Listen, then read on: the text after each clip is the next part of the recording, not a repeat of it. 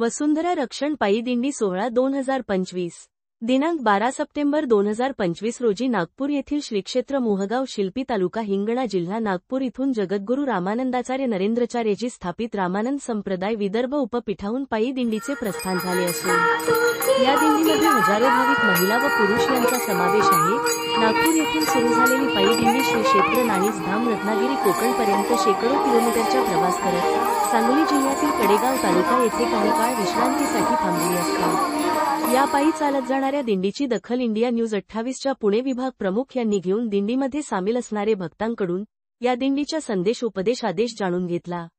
विशेष म्हणजे ही दिंडी अत्यंत शिस्तबद्ध पद्धतीने रस्त्याच्या एका बाजूने एका रांगेत एका तालात आणि लयीत त्यांच्या सांप्रदायिक गजरावर पुढे चालक महाराजांचा मठ जवळ करत आहे।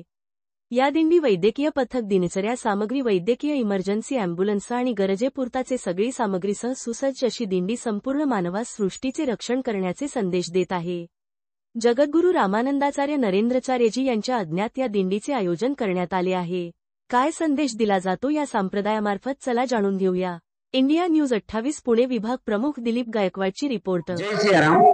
वसुंधरा पायी दिंडी पूर्व विदर्भ उपपीठ श्री क्षेत्र नागपूर ते दक्षिण पीठ श्री क्षेत्र नाणीज धाम इथपर्यंत 40 दिवसाचा पायी प्रवास करून शेकडो धाम यात्री जगद्गुरू रामानंदाचार्य नरेंद्राचार्यजी यांच्या संकल्पनेतून ही दिंडी समाजाला आणि जनसामान्याला ग्रामीण शहरी भागाला एक जनजागृतीचा संदेश देत जेणेकरून ग्लोबल वॉर्मिंगचं प्रमाण आहे ते आटोक्यात आणता येईल आणि वसुंधरेचे रक्षण करता येईल।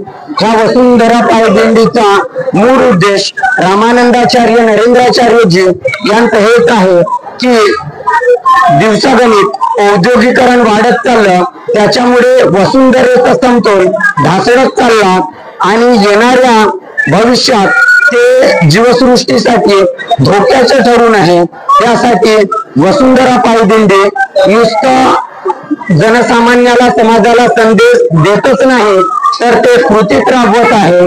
शेकडो धाम यात्री हा 40 दिवसाचा पायी प्रवास करते वेळी दरमजल करते वेळी आपल्या प्रवासामध्ये हजारो झाडांचे वृक्षारोपण करीत करीत रामानंदाचार्य दक्षिण पीठ नाणीज धाम इथं पोहोचणार आहे।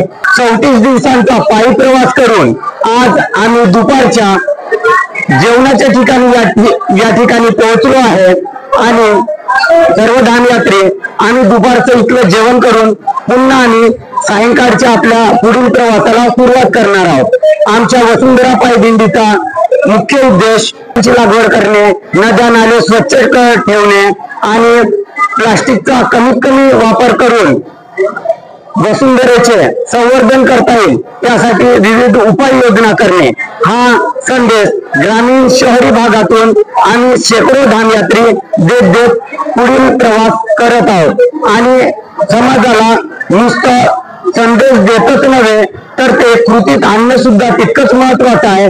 म्हणून आम्ही शेकडो धाम यात्री ठिकठिकाणी वृक्षारोपण करीत आम्ही आमचा 40 दिवसाचा पायी प्रवास हा पूर्ण करणार आहोत। जय श्रीराम। कधी निघाला तुम्ही? आम्ही नागपूर मधून 34 दिवसा अगोदर निघालो। आमचा टोटल 40 दिवसाचा पायी प्रवास असणार आहे। आतापर्यंत किती दिवस झालेले आहे प्रवासाचे? आतापर्यंत आमच्या प्रवासाचे 34 दिवस झाले, पुढील 6 ते 7 दिवस पुन्हा बाकी आहेत। या दिंडीमध्ये 700 ते 800 भक्तगणांचा धाम यात्रींचा समावेश आहे।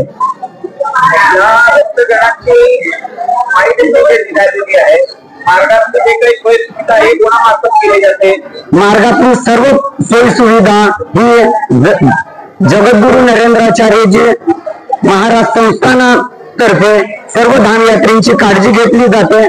त्यामध्ये त्यांचं नाश्ता 2 वेळचं, त्याच्यानंतर 2 वेळचं जेवण, त्याच्यानंतर औद्योगिक वैद्यकीय त्यांना सोयी सुविधा सर्व या ठिकाणी पुरविल्या जातात। मार्गामध्ये एखाद्याला वैद्यकीय सेवा पुरवण्यासाठी जगद्गुरू नरेंद्राचार्य महाराज यांच्या 53 अँब्युलन्स विविध हायवेवर विनामूल्य सेवा देत आहेत। त्यापैकी आमच्या 7 दिंड्यांमध्ये 7ही दिंड्यांमध्ये वैद्यकीय सेवा पुरवण्याकरिता संस्थानाच्या अँब्युलन्स ह्या उपलब्ध आहेत आणि त्यामध्ये डॉक्टरांची टीम आणि त्यांची सहकार्य टीम आणि मुबलक असा औषधोपचार आणि मेडिसिन सर्व त्या ठिकाणी उपलब्ध आहेत. आम्ही नागपूर, वर्धा, यवतमाळ, नांदेड, लातूर, सोलापूर, सांगली, कोल्हापूर, रत्नागिरी असा पायी प्रवास करत आम्ही शेवटच्या ठिकाणाला श्री क्षेत्र नाणेगाव इथं पोहोचणार आहोत. जय श्रीराम.